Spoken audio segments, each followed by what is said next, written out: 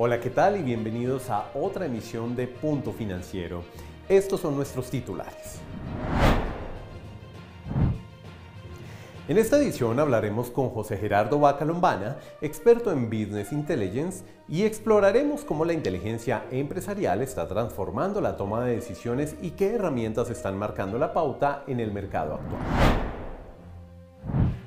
En el mundo de las finanzas nos acompaña Julián Ricardo Romero Garibello, experto en comercio y negocios internacionales, quien realizará un análisis del impacto de los aranceles que Estados Unidos impuso a Colombia y a varios países del mundo. Una administración inadecuada de un proyecto estatal puede generar sobrecostos y retrasos que afectan las finanzas públicas. William David Vega Barón, experto en evaluación de proyectos sociales, abordará este tema. Hoy en El Experto Responde nos acompaña John Pablo Cruz Bastidas, experto en gerencia de producción, quien responderá preguntas acerca de los desafíos actuales y las mejores prácticas en el ámbito productivo. La inteligencia artificial está transformando las finanzas personales en una experiencia automatizada y accesible. En nuestra sección de finanzas personales, John Jairo Martínez Amado, experto en LinkedIn y coach organizacional ICF, se adentrará en este tema tan importante para la sociedad. Today in Finance Insight we will talk about Trump's trade war, Colombia's economic dilemma. Today we have a telecommunications engineering student, Diego Vesga, currently studying at the Politécnico Gran Colombia. Hoy en nuestra sección de El Recomendado les traemos la clase de espejo desarrollada entre la Fundación Universitaria del Área Andina y el Politécnico Gran Colombiano, donde se abordaron dos temas de alta relevancia: el análisis técnico y fundamental y las tecnologías financieras. Bienvenidos. La inteligencia de negocios está cambiando la forma en que las empresas toman decisiones gracias al análisis de datos y herramientas que permiten actuar con mayor precisión y rapidez. José Gerardo Vaca Lombana, experto en Business Intelligence, nos explicará este tema. José Gerardo, bienvenido a Punto Financiero y gracias por acompañarnos en esta edición. Gracias, Alejandro, por la invitación a Punto Financiero. Empiezo por preguntarle, ¿qué es la inteligencia de negocios o Business Intelligence? La inteligencia de negocios corresponde a una serie de herramientas, metodologías y dinámicas que le han permitido a los diferentes empresarios poder tomar la información que tienen disponible dentro de sus empresas, darles una estructura y a partir de allí generar una toma de decisiones efectiva. Es muy importante tener en claro que la información que llega a las empresas puede ser a partir de base de datos o a partir de la información que tienen en sus diferentes redes sociales. Por eso es importante poder comprender cómo se comporta esa información dentro de nuestra empresa con el fin de tomar las mejores decisiones. José Gerardo, ¿cuáles beneficios concretos ofrece el Business Intelligence en la toma de decisiones empresariales? Bueno, son unos beneficios múltiples, empezando, como lo mencionaba anteriormente, en poder afinar la toma de decisiones. Un ejemplo de ellos es cuando yo tomo la decisión de, por ejemplo, desplazarme por una vía, hacerlo por medio de una aplicación, y otra muy diferente, tomar mi carro e ir siempre por la ruta que yo tengo de costumbre. Me puedo encontrar con diferentes situaciones asociadas a la incertidumbre. Entonces, entre mejor conozco la información a través de las diferentes herramientas, mi toma de decisiones va a ser mucho más afinada. Desde el punto de vista del mercadeo, voy a tener la capacidad de poder predecir, pronosticar el comportamiento de un producto o servicio. Y si yo ya sé hacia dónde se dirige un mercado, seguramente voy a tener la capacidad de anticiparme, ser el primero y aumentar mis ganancias. Por otro lado, tenemos en cuenta que el entorno empresarial está sufriendo constantemente diferentes situaciones que se derivan en riesgos. Entonces, si tengo la capacidad de poder estructurar un sistema de información que me permita adelantarme, seguramente voy a prevenirlos, mitigarlos, controlarlos o, ¿por qué no?, empezar a delegarlos de tal manera que mi información y que mi administración o mi empresa se vea afectada. Por último, le pregunto, ¿cómo pueden las pequeñas y medianas empresas aprovechar el Business Intelligence sin grandes inversiones? Bueno, muy bien, esto es algo muy interesante en donde estamos en un tejido empresarial colombiano. Alrededor del 95% de nuestras empresas son pequeñas y medianas. Y una de las grandes angustias de nuestros empresarios es empezar a migrar hacia la inteligencia artificial y empezar a migrar sobre estas tecnologías. Para ello, tenemos diferentes herramientas que están disponibles.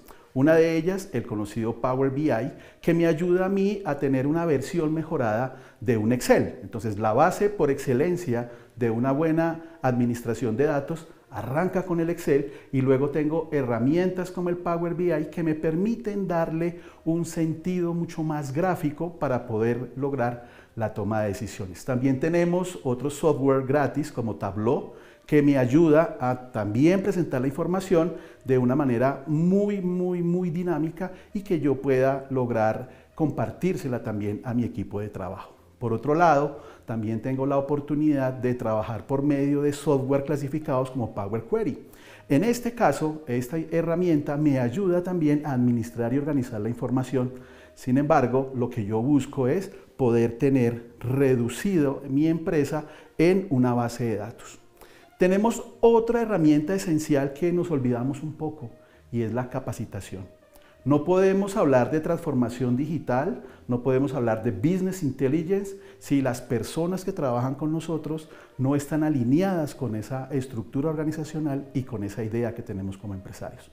Por eso es muy importante que logremos nosotros captar la atención de nuestros colaboradores para posteriormente apalancarlos en el mundo digital. Y por último, tenemos herramientas gratis de inteligencia artificial. Cuando nosotros hoy por hoy escuchamos el GPT, nos angustiamos un poco porque creemos que es muy ligero, que es muy liviano, que es muy rápido. Pero en la medida en que cada uno de los empresarios en Colombia se dé a la tarea de tomar 2 o 3 minutos de su tiempo y lograr afinar una estrategia desde el punto de vista de la inteligencia artificial, seguramente va a tener unas nuevas nociones de cómo enfrentarse a los diferentes desafíos. José Gerardo, muchísimas gracias por responder a nuestras preguntas y nos vemos en una próxima edición de Punto Financiero. Nuevamente, gracias al equipo de Punto Financiero, nos vemos en una próxima oportunidad. Hasta luego.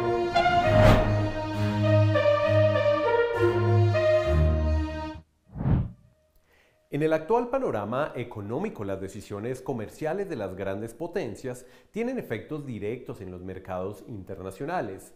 En esta edición nos acompaña Julián Ricardo Romero Garibello, experto en comercio y negocios internacionales, para analizar el impacto de los recientes aranceles impuestos por Estados Unidos a Colombia y otros países y sus implicaciones en el comercio bilateral, las exportaciones colombianas y la economía global.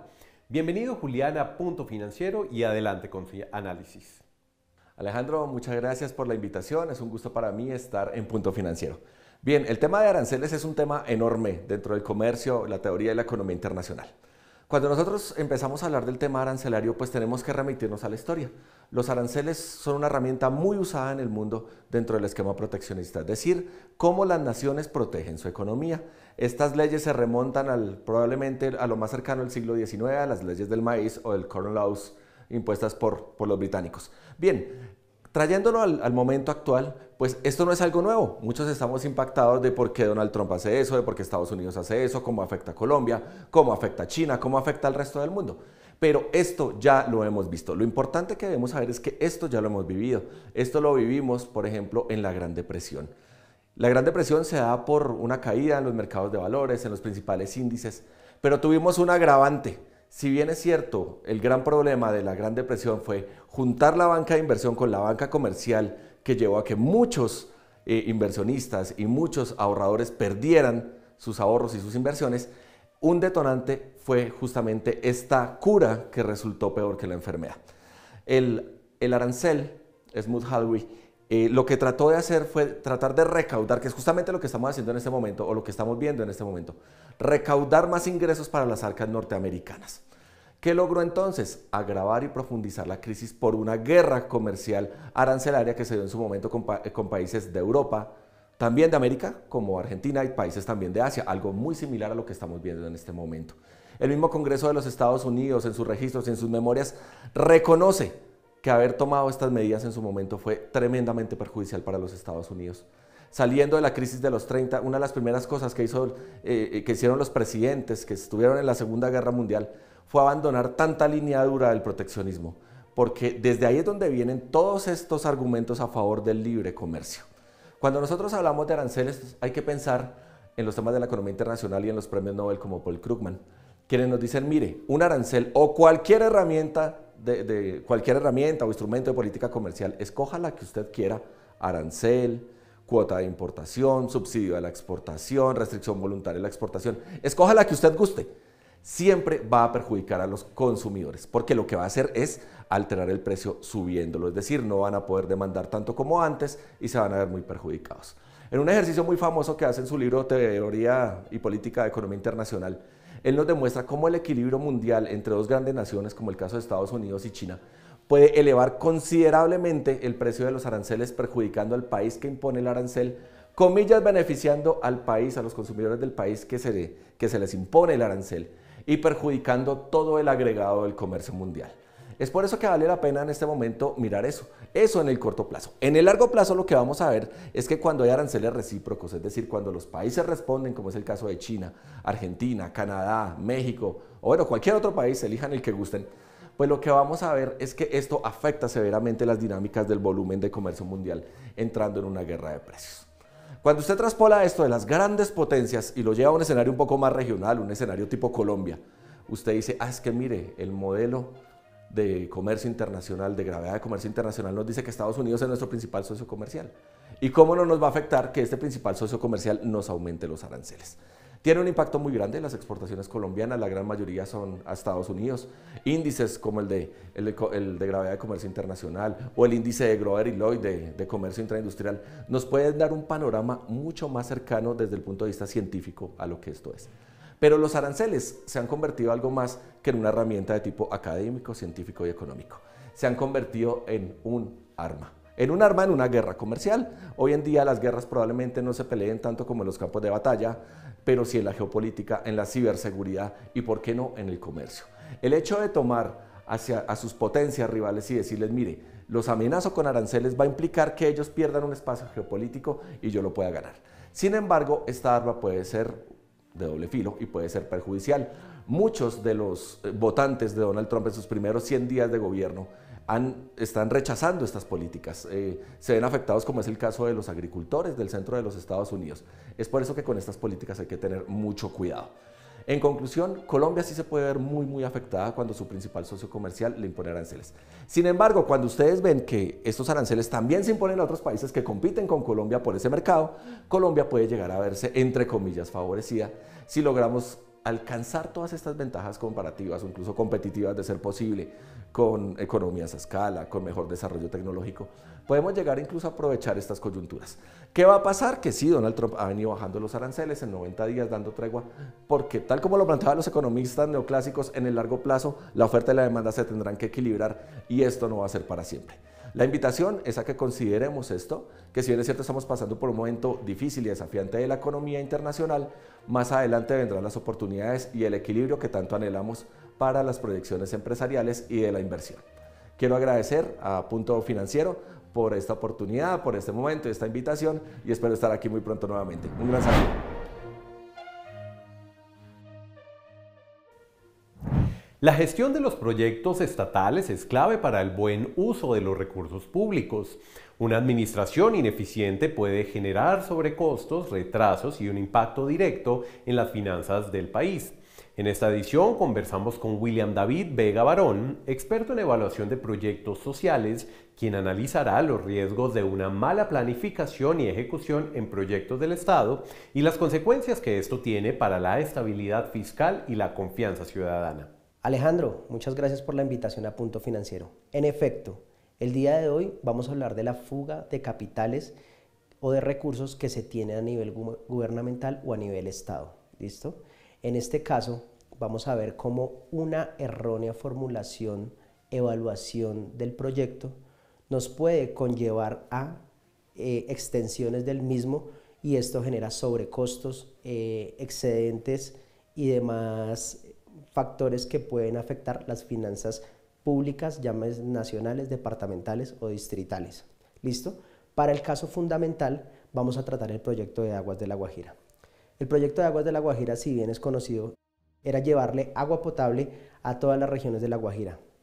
En este caso, el proyecto se llamaba Interconexiones Domiciliarias, contaba con proveer de batería sanitaria, cocina, baño a todas las casas de los municipios o corregimientos del área de La Guajira. Sin contar con que en el momento que ya se tuviese toda la batería instalada en los hogares, no había un acueducto para poder movilizar las aguas residuales o el agua potable. ¿Esto qué generaba? Que se volviera a contratar un acueducto con la empresa privada y generar endeudamiento a los municipios de 30, 40, 50 años. ¿Listo? Que genera unos intereses altísimos. El Fondo Nacional de Regalías, digamos, en ejemplo, en estas tierras, como no tiene mucha explotación de recursos, no le brinda muchos auxilios a estos municipios, lo que hace que se endeude mucho más.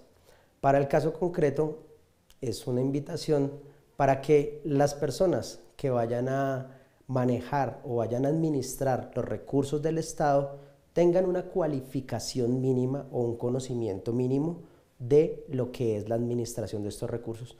Porque si ahorráramos todo lo que se reinvierte o los costos o los sobrecostos que se tienen en los proyectos, se podría dar una mayor cobertura a los proyectos de necesidades básicas insatisfechas a lo largo del territorio nacional. Esto es todo por hoy. Muchas gracias por la invitación. En una próxima ocasión nos vemos.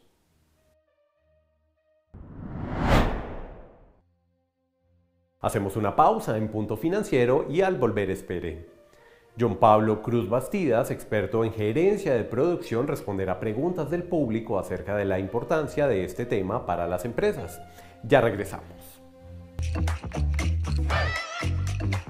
El Poli me dio la opción de doble carrera con matemáticas.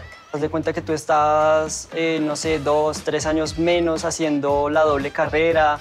Esto también implica dejar de pagar esos 2 años. Ese tiempo que te ahorras es tiempo que también puedes dedicarte a hacer algo más. Hola, mi nombre es Jimmy Giovanni Forero, tengo 22 años y estudio Ingeniería de Sistemas y actualmente estoy estudiando Matemáticas. Normalmente los contratadores son gente mayor.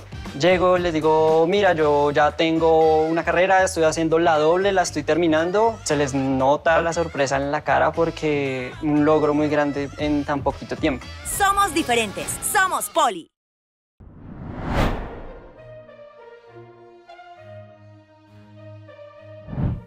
Gracias por continuar con nosotros en Punto Financiero. En un entorno empresarial cada vez más dinámico, la capacidad de mejorar procesos, optimizar recursos y asegurar resultados conscientes se vuelve esencial. Hoy en El Experto Responde, John Pablo Cruz Bastidas responde preguntas del público relacionadas con la gerencia de producción. John, bienvenido a Punto Financiero y gracias por acompañarnos en esta edición. Alejandro, muchas gracias por la invitación a Punto Financiero. Espero que todo se encuentre muy bien.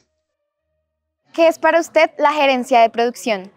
Bien, la gerencia de producción comprende los procesos de planificación, análisis, organización, dirección, operación y control de todos los sistemas productivos.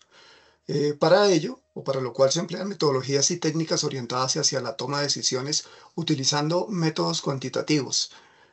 Cuando hablamos de métodos cuantitativos en gerencia de producción hablamos de demanda potencial, utilidad, punto de equilibrio, algunas que nos permiten hacer pronósticos como regresión lineal, correlación, balanceo de líneas, etc.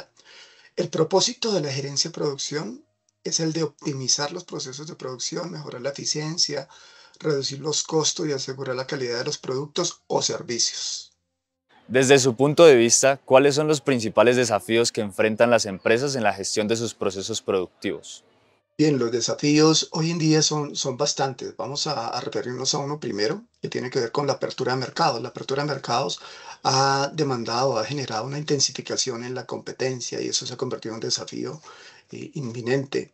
La necesidad de acortar los plazos de entrega, precisamente porque hay muchas aplicaciones en línea y tenemos los clientes en línea, entonces esos tiempos de entrega son un desafío.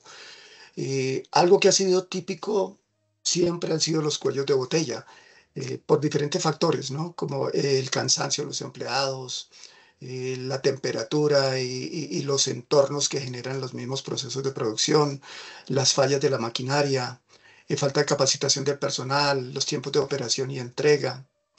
Otro desafío importante y que se presenta hoy en día es la optimización de los sistemas ERP, o sea, los de planificación de recursos empresariales, porque pues ya las soluciones responden a una sola solución de software y ese se convierte en un desafío en tenerla actualizada que responda a las necesidades puntuales. La gestión de pedidos, como les decía, sigue siendo un desafío permanente. La gestión en los equipos de trabajo, y cuando hablo de los equipos de trabajo, particularmente relacionado con la diversidad generacional. Tenemos una diversidad generacional que no solamente en los procesos de producción pues, se han convertido en un reto, sino también en manejar este tipo de personas con diversidad generacional. El bienestar emocional de los colaboradores es algo importante en los procesos de producción. Otro de los desafíos también permanente es la innovación y el mejoramiento continuo, sigue siendo un desafío. El control con el stock de inventarios. Si yo tengo un buen control en el stock de los inventarios, no voy a quedarme corto en entrega, ni tampoco voy a quedarme con mercancía generando allí unos costos adicionales. La integración de los sistemas informáticos, eso es crucial. La automatización y digitalización. Eso digamos que son los retos o los desafíos más importantes en la gerencia de producción hoy en día. ¿Cuáles son los errores más comunes que suelen cometer las organizaciones al gestionar su producción y cómo se pueden solucionar? Bueno, los errores más comunes siempre han estado relacionados por un lado, con la falta de planificación. Uno que es muy frecuente en las empresas, y hablo particularmente de Colombia, es la falta de comunicación. La falta de comunicación de los diferentes departamentos incide muchísimo en los procesos de producción. La falta de los controles de calidad en todas las etapas del proceso de producción también incide. La mala gestión de inventarios. Una mala gestión de inventarios puede dejarme con mucha mercancía, o por el contrario me va a dejar corto a la hora de entregar productos. La subutilización de la maquinaria y no hablemos del recurso, hoy en día se habla del talento humano, la subutilización del talento humano. La falta del enfoque en la innovación y el desarrollo, esos pueden ser, digamos, que los errores más comunes que podemos identificar. ¿Cómo podemos mejorarlos? Bueno, una recomendación por lo menos relacionada con la planificación es la estandarización de los procesos. Si yo tengo estandarizados los procesos, va a ser muy fácil definir la línea de producción y los tiempos de entrega. Por supuesto, lo que les decía, mejorar la comunicación, que entre los diferentes departamentos se logre una mejor comunicación, entonces vamos a lograr que los tiempos se optimicen. Implementar sistemas de control de calidad en cada etapa de la producción es crucial. Frente a los posibles daños, calentamientos de los equipos, etcétera, hacer un mantenimiento preventivo, eso es crucial. Otra cosa, la automatización. La automatización es necesaria. La innovación, como les decía, fomentar la colaboración entre los departamentos para resolver problemas de manera conjunta. La etapa de análisis, digamos que esas fases de análisis son importantes, es decir, utilizar datos para identificar tendencias, patrones, oportunidades de mejora. Otro aspecto para mejorar, la capacitación permanente del personal. Y algo que tiene que ver con los gerentes de producción, atraer y desarrollar y retener los mejores profesionales en la gerencia de producción.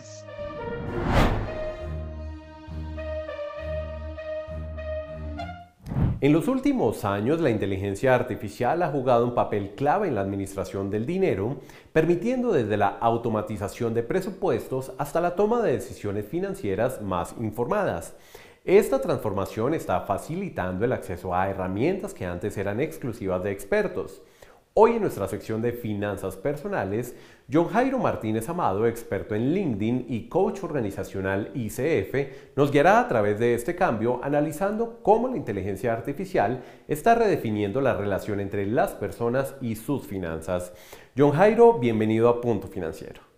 Gracias Alejandro por la invitación a Punto Financiero y pues con respecto al tema que voy a tratar el día de hoy es cómo las finanzas actualmente y la inteligencia artificial están cambiando las reglas de juego a lo tradicional. Los bancos tradicionales que anteriormente teníamos que solicitar y hacer filas y solicitar a través de mucha documentación para poder pedir una tarjeta de crédito, solicitar hasta una cuenta de ahorros, pedir un crédito de libre inversión o solicitar hasta un crédito hipotecario, teníamos que anexar cualquier tipo de documentación que pues primero era una barrera financiera que pues bloqueaba muchas veces a las personas en tener el acceso rápido a este tipo de financiación. Actualmente la inteligencia artificial y a través de las fintech, que son las nuevas entidades financieras que están entrando por la automatización que están creando y por la nueva ola de ingresar directamente a la inteligencia artificial, pues se están creando las cosas más fácil para que las personas puedan tener directamente acceso a créditos financieros, créditos hipotecarios, a acceder a modelos de inversión de una manera mucho más rápida y efectiva. Anteriormente se solicitaba, para solicitar esto tenías que tú hacer un contacto directo con un humano y actualmente ya todo se hace a través de bot y a través de la tecnología. Para solicitar una tarjeta de crédito solamente actualmente tienes que referenciar a una persona y inmediatamente la inteligencia artificial hace un preaprobado en donde ya si tú quieres hacerlo directamente, solicitarlo con la entidad financiera, voy a hablar de un banco acá que conozco que es Nubank, en donde ya si tú estás referenciado por otra persona, inmediatamente se procede a hacer un preaprobado y a través de ese preaprobado ya te hicieron una investigación crediticia en donde saben cuál es tu metodología de pago, cuál es tu comportamiento de pago, si efectivamente tienes capacidad de pago, no tienes otros créditos adicionales, pero ya esto es en tiempo real. Es decir, que tú en 3 minutos ya puedes tener una tarjeta de crédito aprobada solamente con un clic y solamente cuando tú estés solicitándolo directamente con estas entidades financieras. Actualmente, si tú tienes una cuenta de ahorro creada por una cuenta de nómina, bancos tradicionales que han intentado entrar directamente con la inteligencia artificial han entrado directamente a competir con las fintech de una manera que pues pueden hacerlo y lo están logrando, pero con algunas alternativas diferenciales que pues por la necesidad muchas veces tenemos que acceder a este tipo de créditos, como pues ya saben cuánto es tu ingreso mensual, porque pues obviamente es una cuenta de nómina, y pues también saben cuánto es más o menos ese comportamiento de lo que tú compras, entonces, o de lo que tú pagas. Debido a esto, pues cuando ya tienes tu cuenta de ahorros y ellos generan inmediatamente un preaprobado, con este preaprobado lo que hacen directamente es que si quieres aprobar y quieres solicitar el 100% de lo que te están aprobando, o puedes solicitar lo que tú en ese momento estés necesitando. La desventaja que hay acá es que pues ellos colocan a 72 meses para tener obviamente una proyección de recuperación del dinero y obviamente de tener casi un nivel de inversión de una tasa de interés del 1,8, que es por tener tasa directamente de nómina, y pues ya tú puedes solicitar el crédito a un clic y en 3 minutos ya tienes otorgado el dinero y ya lo tienes descontado o descargado directamente en tu misma cuenta de nómina. Esta serie de cosas ha venido cambiando las reglas de juego porque ya nosotros tomamos la decisión de quién y cómo y cuándo podemos acceder a un crédito, no a como estábamos anteriormente.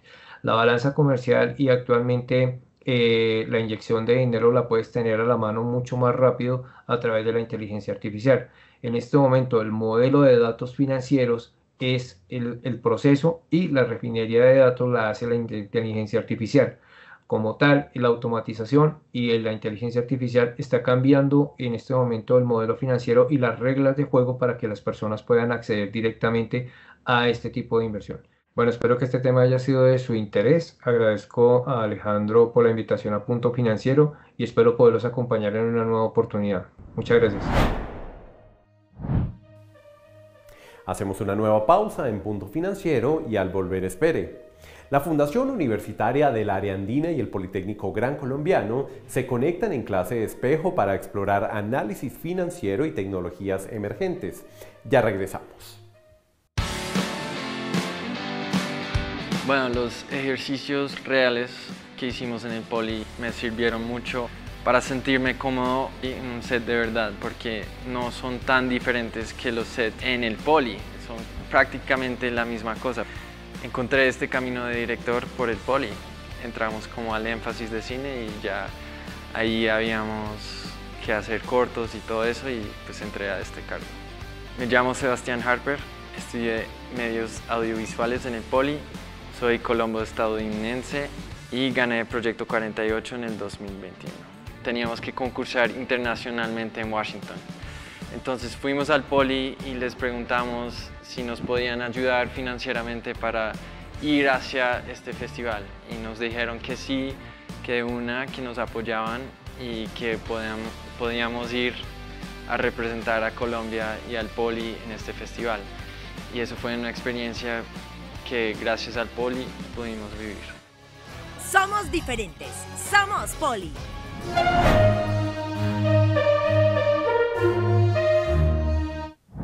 Today in Finance Insight, we are pleased to have Diego Vesga, currently studying at the Politécnico Gran Colombiano, to talk about Trump's trade war, Colombia's economic dilemma. Diego, welcome to Punto Financiero. Hello everyone. Thank you, Alejandro, for the invitation. The arrival of Donald Trump to the President of the United States has brought several challenges for Colombia's economy and diplomacy. Its protectionist policies and the new tariffs have impacted different sectors of the country. In January 2025, Trump announced a 25% tariff on Colombian imports in response to the Colombian government's initial refusal to resume flights with deporters. This caused a drop in the value of the peso and generated uncertainty in the markets. Finally, Colombia agreed to rescind the deports to avoid tariffs, which left in evidence the vulnerability of trade relations between both countries. Despite the challenge, experts believe that Colombia has the opportunity to diversify its markets and strengthen trade with regions such as the European Union. However, it will create for the country to implement structural reforms that promote investment and sustainable growth. In conclusion, the Trump administration has posed great challenges for Colombia, especially in trade and diplomacy. The way the Colombian government responds and adapts to this new reality will be key to reducing the negative effects and taking advantage of opportunities of the global scene. Thank you. I hope that this news is very interesting for you.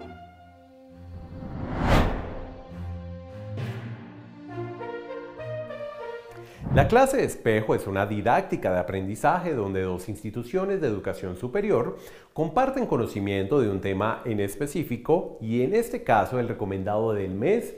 Les traemos la clase de espejo realizada entre la Fundación Universitaria del Área Andina y el Politécnico Gran Colombiano, donde se trataron dos temas de alta relevancia y relacionados con el análisis técnico y fundamental y las tecnologías financieras. Para acceder a esta herramienta pueden escanear el código QR que están viendo en pantalla. De esta manera concluimos una edición más. Muchas gracias por acompañarnos y nos vemos muy pronto en una nueva edición de Punto Financiero. Un fuerte abrazo para todos.